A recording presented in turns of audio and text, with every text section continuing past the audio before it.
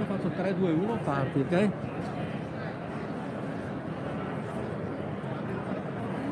Vai, vai. No, il microfono, il microfono. Il microfono.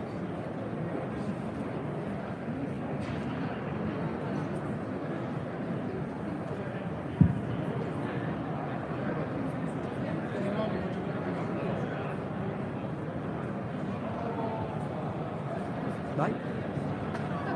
Buon pomeriggio a tutti presenti e a chi ci segue dai canali social. Il tema di questo workshop riguarda il mondo del finitamente piccolo, e cioè i microbi, la biodiversità microbica, che comunque è una ricchezza che non vediamo, ma che, come cercherò di spiegare nel corso di questo tempo a disposizione, è comunque uno strumento per valorizzare i prodotti del territorio. Giusto per dare un contesto anche legislativo, diciamo che anche dal punto di vista legislativo ci si è posto il problema da un po' di anni riguardante la conservazione della biodiversità in generale. Abbiamo sentito molto parlare della biodiversità vegetale e animale, ma c'è anche quella microbica, perché è cresciuto negli ultimi 20 anni anche a livello globale l'interesse, diciamo, da parte di governi e organizzazioni internazionali e regionali,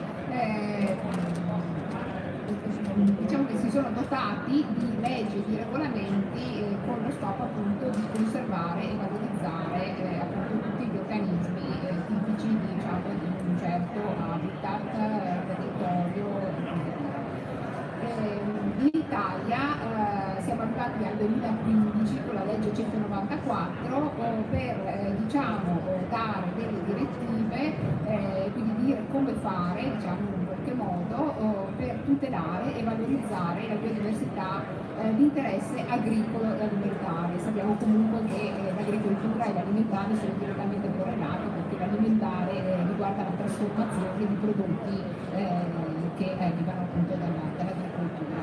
E quindi dopo, con questa legge, diciamo, inizia la realizzazione di un sistema nazionale, cioè di un'anagrafe, okay, in cui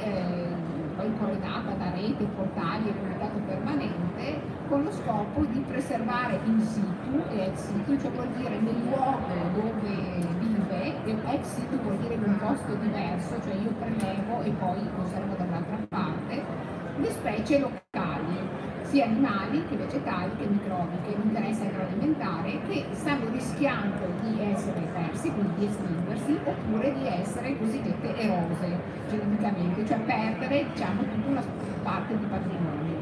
Ecco, per quanto riguarda la biodiversità microbica,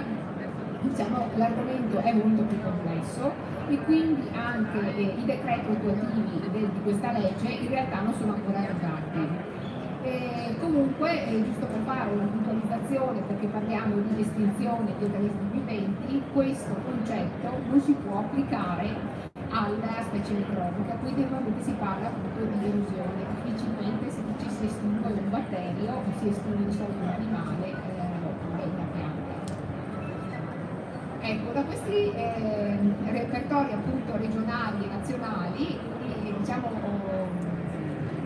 si fanno delle anagrafi, dei database, diciamo, no? Di queste risorse che devono essere caratterizzate, naturalmente, quindi corredate da tutta una serie di informazioni che caratterizzano appunto quella specie. Si sono prese in considerazione appunto l'anagrafe, ha preso in considerazione le risorse animali e vegetali, non ha preso in considerazione le risorse microbiche.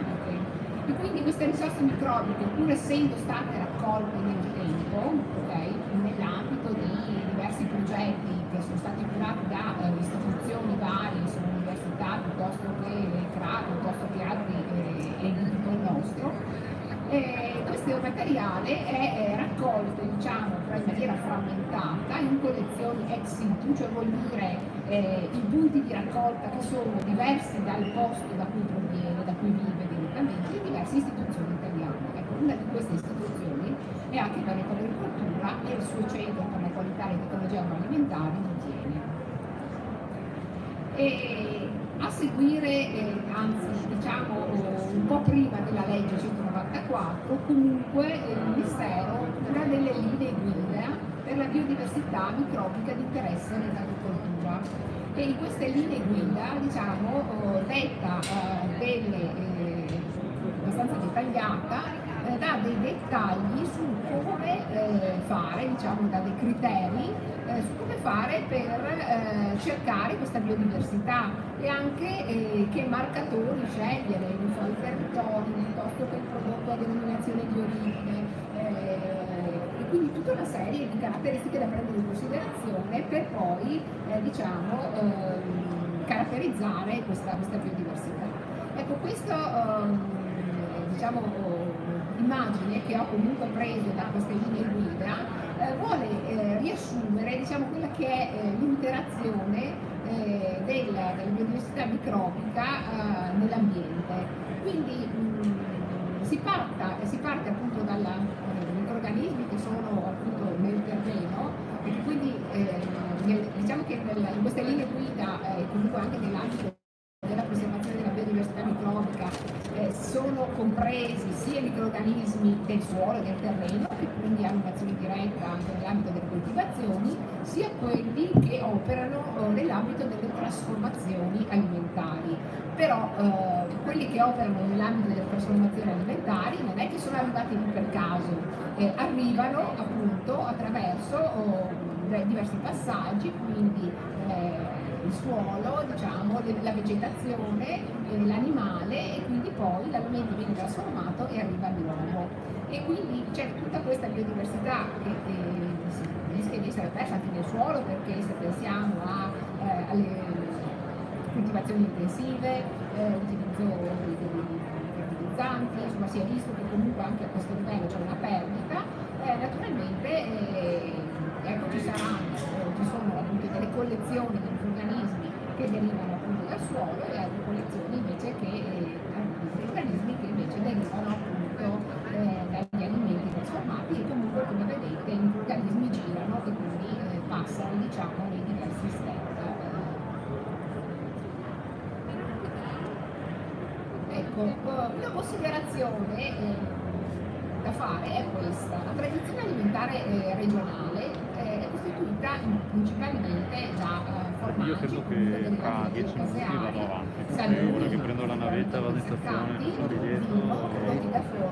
perché nel tuo è via troppo tardi. Mi sembra sia andata molto bene. Ma insomma, sono pronto alle serie svolte di stamattina ed è questi adesso, prodotti, per la magari gente non in ci piedi, hanno mai fatto caso, sono contento anche a me. E spero che anche il format tutti i prodotti trasformati, la cui trasformazione deriva da un processo di fermentazione, cioè ci sono dei microrganismi che si mangiano normalmente degli zuccheri o comunque delle proteine, dei grassi, quello che trovano, e producono delle altre sostanze che si chiamano metaboliti, termini tecnici, ma comunque delle altre sostanze che sono quelle che poi conferiscono la struttura e le caratteristiche organolettiche dei prodotti. E utilizzare un microrganismo piuttosto che un altro e fare un prodotto piuttosto che un altro cambia le caratteristiche del prodotto finito. Quindi ecco perché da circa 30 anni l'Istituto di Thiene pone particolare attenzione a mantenere questo legame stretto tra batteri e lieviti, okay, come legame, diciamo, ulteriore legame con il territorio, quindi non è soltanto uso la materia prima del posto e poi uso il fermento che viene dall'Australia, no. Se voglio veramente legare il mio prodotto al territorio, cerco anche, ok, come si diceva prima, la tipicità deve riguardare tutti quelli che sono, diciamo, gli ingredienti che io utilizzo. In questo modo, diciamo, il legame è particolarmente stretto e anche la qualità del prodotto, diciamo, diventa una qualità tipica. Quindi, come appunto anticipavo prima, dall'inizio degli anni 90, Atene appunto è stata costituita, è stata iniziata, diciamo, questa raccolta, questa collezione, ok? Quindi una specie di banca di microrganismi, che comunque è un lavoro che è iniziato, ma che è un lavoro che continua e che continuerà, quindi siamo sempre interessati naturalmente a procedere, insomma, a cercare di arricchirla questa collezione, che è diciamo una frigo a meno 80, una conservazione diciamo invernata, teniamo i microrganismi invernati, okay? Così si conservano molto più a lungo, e sono microrganismi che nel tempo abbiamo isolato da diversi prodotti, da formaggi. Abbiamo iniziato lavorando su prodotti a denominazione di origine protetta, tipo formaggi del territorio, asiago, montasio, veronese, e poi dopo ci siamo aperti comunque anche ad altri prodotti, sia a denominazione di origine, sia anche solo prodotti del territorio, okay? Quindi legati a una certa zona. E attualmente abbiamo conservati circa 2000 ceppi microbici che sono completamente classificati, quindi abbiamo dato un nome, ok? Quindi identificati, poi vedremo a livello di genere, di specie, di ceppo, e abbiamo anche valutato un po' quelle che sono le loro caratteristiche, diciamo metaboliche, nel senso cosa mangiano e cosa producono in particolare, le proteine, i grassi, molto acidi, producono molto acido oppure no, producono vitamine, producono delle sostanze che si chiamano polisaccaridi, non so, anche sostanze appunto benefiche, quindi abbiamo un po' valutato quelle che sono appunto le loro caratteristiche. Questo lavoro, diciamo, richiede particolare attenzione, perché questi microrganismi, se non vengono conservati in maniera adeguata, li possiamo perdere. E allora ecco che abbiamo pensato di conservarli in doppia coppia, in due appunto congelatori distinti, e alcuni ceppi di questi, che sono particolarmente interessanti dal punto di vista applicativo, li conserviamo anche in una terza parte, in una seconda parte, che è un posto diverso fisicamente, ok? Che è una collezione internazionale dove appunto vengono tenuti sotto controllo e che rimangono, diciamo, una riserva nel caso in cui succedesse qualche problema, abbiamo appunto una riserva da un'altra parte. Allora, come è avvenuta la raccolta di questo materiale? No? Questi sono degli esempi nell'ambito regionale. È avvenuta appunto attraverso l'isolamento, l'abbiamo reperiti da diverse matrici. Che sono appunto stati formaggi, ma il formaggio può essere anche a livello di latte utilizzato, di massa che deve essere utilizzato per fare il formaggio, può essere la cagliata, può essere il formaggio, insomma, fino a un certo grado di stagionatura. Ci siamo naturalmente sbizzarriti per quelle che sono le DOP prodotte in Veneto, ma siamo andati anche fuori in realtà. Qual è lo schema per raccogliere questo materiale? Per raccogliere questo materiale si parte dalla matrice, non servono in grandi quantità, e poi si va a vedere quella che è la carica di microrganismi, sapendo anche quello che si vuole andare a cercare, perché cercando anche di indirizzare la ricerca verso quello che sappiamo può essere la flora tipica del prodotto. No? E questi puntini, sono appunto queste cellule che crescono insieme, si chiamano colonie, okay? Quindi queste sono visibili a occhio nudo, mentre i batteri non lo sono, e a partire da questi poi, attraverso appunto dei passaggi di purificazione, quindi andando ad assicurarsi di lavorare con un individuo singolo, si passa alla fase successiva, che è quella di identificarli a livello di genere e di species. Se voi avete presente, non so quando si acquista lo yogurt, c'è scritto fermenti lattici vivi, vicino magari c'è scritto tra parentesi Streptococcus thermophilus, Lactobacillus dabrunche vulgaricus. Ecco, allora Streptococcus è il genere, ok, e Thermophilus è la specie di appartenenza. Come facciamo a identificarli? Con delle tecniche di biologia molecolare, che ormai sono diffusissime naturalmente e permettono appunto di avere queste informazioni. E successivamente non ci basta sapere che quell'individuo appartiene a quella genere, a quella specie, ma vogliamo sapere bene il suo nome, cioè se è diverso da un altro che abbiamo isolato. Allora in questo caso si chiama tipizzazione genetica e andiamo a vedere appunto i ceppi diversi, perché sappiamo che dal punto di vista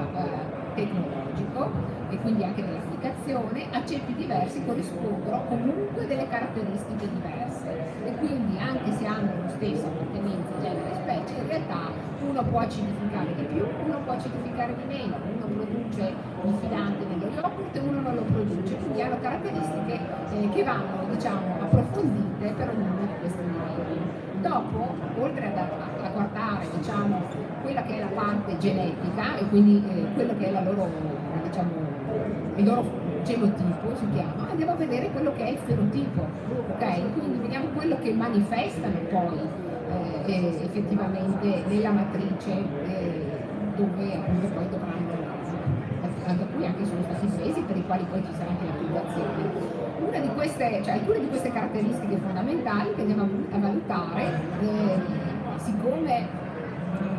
comunque i batteri lattici si chiamano batteri lattici perché utilizzano il lattosio normalmente e poi da questo producono dell'acido, andiamo a verificare la curva di acidificazione. Nella produzione di un formaggio o di uno yogurt comunque è una caratteristica, anche nella produzione poi dei salumi vedremo, è una caratteristica importante perché nella produzione di acidità diciamo, corrispondono poi anche corrisponde anche alla trasformazione del prodotto e corrisponde anche a questa, diciamo, è associata anche una competizione verso magari quei microrganismi che sono quelli cattivi, tra virgolette, non prendiamo quelli buoni, quelli cattivi li lasciamo, però dobbiamo anche cercare di contenerli, okay, di evitare che possano crescere. E quindi la curva di acidificazione è importante, tra l'altro a seconda del tipo di prodotto, diciamo anche ad esempio di formaggio che vado a produrre, avrò bisogno di avere un microrganismo, comunque ci sono microrganismi in alcune produzioni che sono molto veloci, altri magari invece è necessario avere dei microrganismi più lenti, quindi vado a valutare questo andamento del pH e vedo che in tempi brevi raggiunge il suo pH di 4,3 e un altro invece non lo raggiunge mai. Vado a valutare le sostanze aromatiche, quindi ad esempio microrganismi, soprattutto Staphylococcus dello yogurt produce acetaldeide, che è quell'aroma tipico dello yogurt. Lactococcus lactis, che è tipico, diciamo, delle fermentazioni delle panne per fare il burro, produce il diacetile, che è l'aroma tipico del burro. E quindi tutte queste caratteristiche, diciamo, possono essere interessanti e importanti saperle perché poi anche nell'applicazione si sa come utilizzare i microrganismi. Poi l'attività proteolitica, che vuol dire utilizza le proteine, quindi le utilizza tanto e le utilizza poco. L'attività lipolitica può utilizzare i grassi, integrati li può utilizzare. Quindi diciamo che la caratterizzazione riguarda delle attività di base, che sono quelle che diciamo normalmente questi microrganismi hanno, quindi acidificare e quindi abbiamo appena detto. Ma poi potrebbe essere molto interessante anche andare più in là, cioè capire questi microrganismi se hanno anche un effetto benefico sulla salute del consumatore. Si parla molto di microbiota ultimamente, quindi microrganismi a livello intestinale che svolgono alcune attività, ma questi microrganismi naturalmente arrivano dagli alimenti e quindi è importante capire se questo microrganismo potrebbe avere anche nella sua applicazione un qualcosa in più e quindi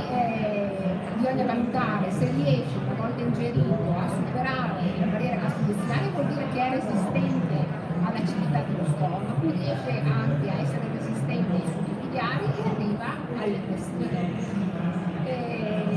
E poi se è capace eventualmente di colonizzare il livello intestinale, ma questi sono poi studi che eventualmente facciamo in collaborazione con altri, diciamo, partner che fanno questo tipo di studi. Un'altra caratteristica molto importante, che può essere molto importante dei batteri, per appunto sempre una questione di sicurezza igienico-sanitaria, talvolta non basta soltanto creare un ambiente sfavorevole con l'acidità, ma può essere importante anche, e quindi prevenire la crescita di microflore alteranti e patogene che possono creare sia problemi dal punto di vista della salute ma anche semplicemente dei difetti, okay? La produzione di sostanze ad azione antimicrobica, le cosiddette abatterocine, potrebbe essere il perossido di idrogeno, cioè la ossigenata, o altri acidi organici tipo l'acido acetico che ha un effetto contro le miceti, questo ad esempio è giusto un'applicazione, diciamo che potrebbero essere le applicazioni che possono avere questi ceppi microbici, quindi possono essere utilizzati come colture starter. Starter cosa vuol dire? Vuol dire innesto, avvio, cioè vengono utilizzate, come vi ho fatto vedere prima, andiamo appunto a valutare l'attività acidificante perché l'avvio dell'acidificazione è, diciamo, la partenza che consente diciamo, intanto di cominciare la trasformazione del prodotto fermentato. L'applicazione poi può essere anche come coltura bioprotettiva. Abbiamo visto appunto che andiamo a valutare anche delle attività particolari antimicrobiche. Queste attività possono essere svolte indipendentemente dal fatto che il ceppo produca dell'acido, ma può produrre delle altre sostanze che aumentano la sicurezza e anche la shelf life del prodotto, in particolare la biopreservazione è diciamo, una forma di conservazione che al momento interessa molto perché è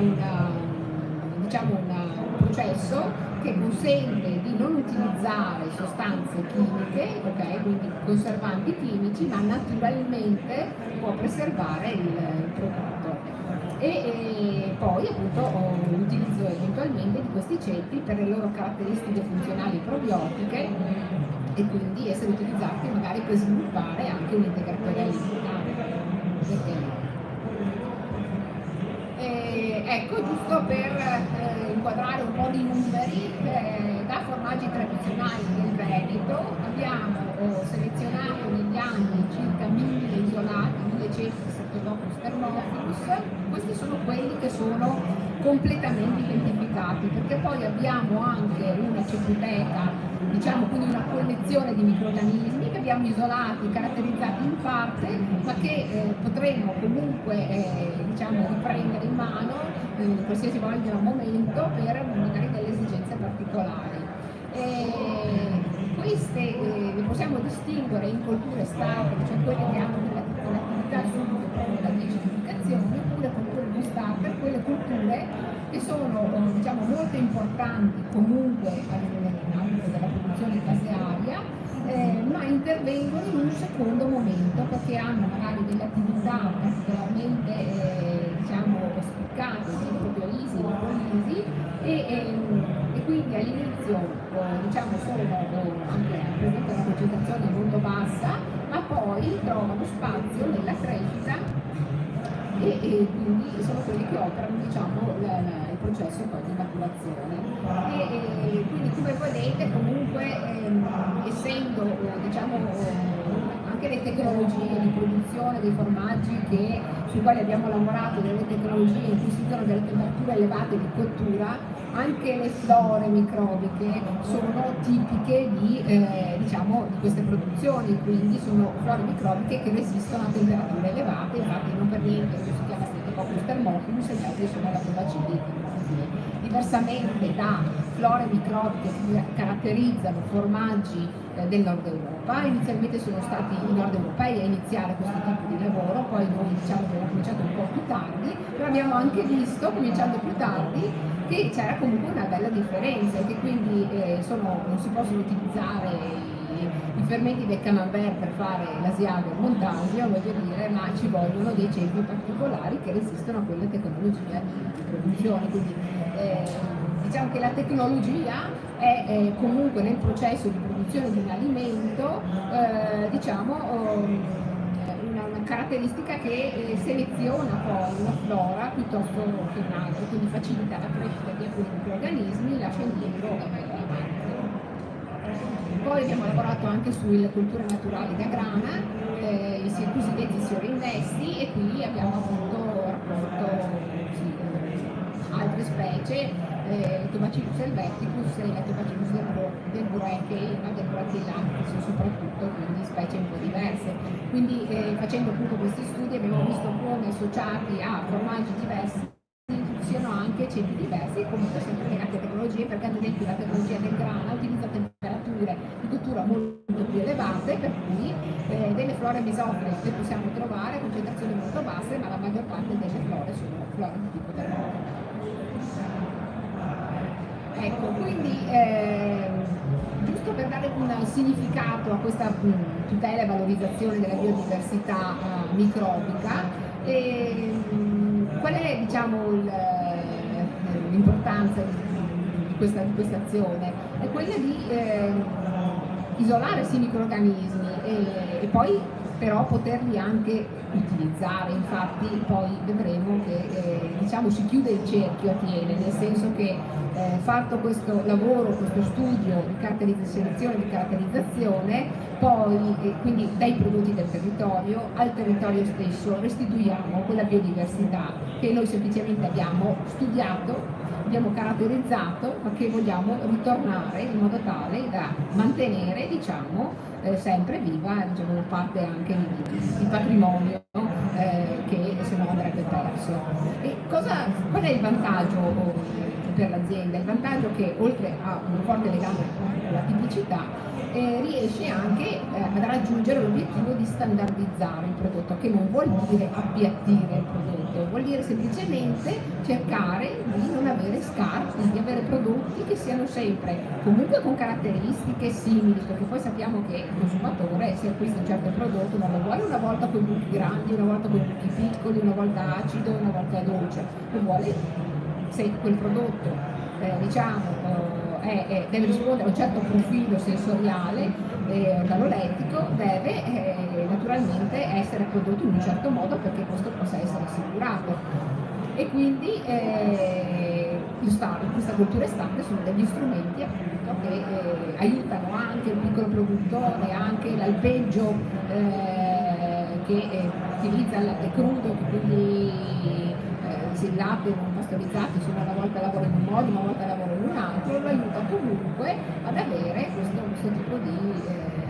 di standardizzazione, che vuol dire niente meno che non avere prodotti di scarto e avere una qualità costante del prodotto. Dunque, andando, diciamo, ecco, altre caratteristiche che può essere interessante valorizzare nei microrganismi che si vanno appunto a caratterizzare sono ad esempio la produzione di esopolisaccaridi, che sono delle sostanze che passano quindi secrete dalla cellula e che creano il famoso filante dello yogurt. Ecco, la produzione di esopolisaccaridi può essere una caratteristica positiva per prodotti tipo la fermentati con yogurt, perché consente ad esempio di produrre senza diciamo, l'aggiunta di addensanti. Quindi come vedete diciamo, l'utilizzo dei microrganismi e negli ultimi anni diciamo, c'è maggiore sensibilità verso le fermentazioni, è un approccio diciamo, naturale, perché comunque noi non è che abbiamo inventato le fermentazioni, ci sono sempre state, e semplicemente stiamo cercando di capire, negli anni abbiamo cercato di capire quali sono gli attori di queste fermentazioni e qual è il loro ruolo, quindi semplicemente cercare di capire e cercare di indirizzare per il verso giusto. Ci sono anche dei batteri impiegati nella produzione dei salumi che sono dotati di attività nitratoletasica, cioè vuol dire che riescono, diciamo, comunque hanno un effetto sulla stabilizzazione del colore degli insaccati. E altri microrganismi possono, diciamo, con il loro uso, con la loro attività di fermentazione, arricchire il prodotto con delle sostanze benefiche, tipo ad esempio le vitamine. Ci sono ad esempio dei ceppi che producono acido folico, quindi la fermentazione può appunto produrre, diciamo, arricchire il prodotto con queste sostanze. Ecco, abbiamo nella collezione anche prodotti da vegetali fermentati, in particolare del territorio ricordiamo i crauti, che vicino a Tiene appunto c'è un'azienda che produce crauti da diciamo, un'azienda storica, con la quale al tempo è stato fatto un progetto proprio per isolare dai prodotti fabbricati naturalmente i ceppi appunto che sono stati, diciamo, che naturalmente presenti e che sono appunto gli importanti coadiuvanti, diciamo, della produzione. In particolare abbiamo trovato ceppi di Lactobacillus plantarum, Lactobacillus sakei, ma anche l'Equamustulus delicus. Ecco, un occhio l'abbiamo diciamo particolare è stato dato anche ai microrganismi delle paste acide. Anni fa se ne parlava poco, quando abbiamo cominciato abbiamo lavorato su diciamo, paste acide che venivano utilizzate nei panifici della zona, lì in Torbattiene c'è una tradizione di panifici che lavorano con paste madri, e da queste paste madri abbiamo selezionato appunto ceppi di Lactobacillus afarensis, tipico diciamo di questi impasti, associato spesso ai lieviti, Candida humidis e Saccharomyces cerevisiae. Ecco, un fenomeno interessante quando si vanno a studiare questi microbiomi, no, alimentari è che spesso si trovano, non è che un microrganismo, un ceppo lavora da solo, ma c'è sempre un'associazione di microrganismi che lavorano insieme, che possono essere ceppi della stessa specie, possono essere ceppi di specie diverse, possono essere batteri con i lieviti. Ad esempio nelle paste acide, diciamo sia di pani ma anche di prodotti dolci, perché abbiamo avuto modo anche di lavorare su prodotti stagionali, c'è sempre diciamo, una biodiversità molto ampia. Abbiamo trovato in certe paste acide anche 13-14 individui diversi della stessa specie, okay? Associati appunto a ceppi che si aiutano, poi si chiama simbiosi, no? Quello che avviene anche tra i ceppi dello yogurt, perché crescono bene lo Streptococcus del Bruche vulgaricus, perché si danno una mano, sono batteri che sono particolarmente esigenti dal punto di vista nutrizionale, quindi certe volte gli manca qualcosa per poter crescere che glielo dà diciamo l'altro batterio che cresce insieme, e così crescono meglio tutti e due.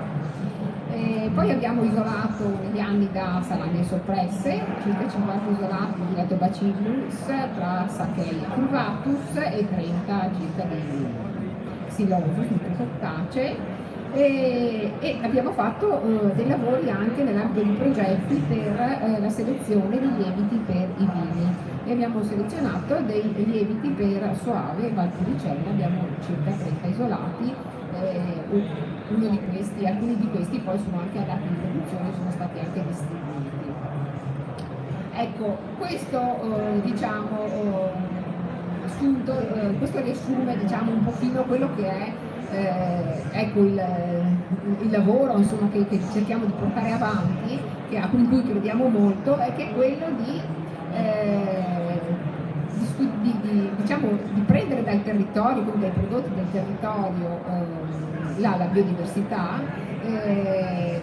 isolarla, caratterizzare i ceppi, conservarli e poi restituirli, perché poi a Tiene c'è anche un centro di produzione fermenti che da circa 25 anni, quasi 30 ormai, diciamo 28, ha diciamo, messo a punto una produzione di colture liofilizzate, e quindi il frutto della ricerca che si fa nel laboratorio di biotecnologie poi vede diciamo, l'applicazione, l'utilizzo, diciamo, la distribuzione di un prodotto preparato appunto in un formato che sia poi utilizzabile dal produttore, che viene distribuito dalla società Bioagro, che hanno partecipato a Veneto Agricoltura, attraverso la quale torna al territorio. In questo modo penso che il principio diciamo, comunque di salvare ecco, dall'erosione genetica il patrimonio delle produzioni locali sia svolto in maniera corretta. Tra l'altro noi appunto abbiamo questo laboratorio in cui facciamo queste attività di ricerca e di selezione, che fanno anche altre università, altri enti di ricerca, che però poi si rivolgono a noi spesso per la fase successiva, cioè nel momento in cui hai fatto l'isolamento, hai fatto la selezione, hai riempito il congelatore di microrganismi, dopo bisogna trovare il modo di restituirli alla propria produzione. Quindi talvolta diciamo, le competenze che negli anni abbiamo sviluppato anche nella produzione delle colture starter, l'abbiamo potuto offrire come servizio anche ad altri. Tra l'altro come servizio offriamo anche la possibilità di conservare ceppi di proprietà di aziende, di altri soggetti, perché appunto il problema è che se non li tieni bene poi li perdi. Okay? E quindi diciamo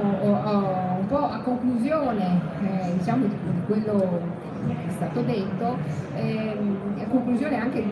diciamo, in considerazione dell'esperienza che quindi in questi anni è maturata presso il centro di Thiene riguardo alla valorizzazione della biodiversità microbica, sempre con riferimento alla parte alimentare, okay? La Regione Veneto che ha istituito appunto i nuclei di valutazione regionale della biodiversità come richiesto dalla legge 194, per quanto riguarda la biodiversità microbica ha indicato appunto l'Istituto di Thiene come struttura di riferimento regionale nel campo delle specie microbiche. Io ho finito, se c'è qualche domanda eventualmente sono a disposizione.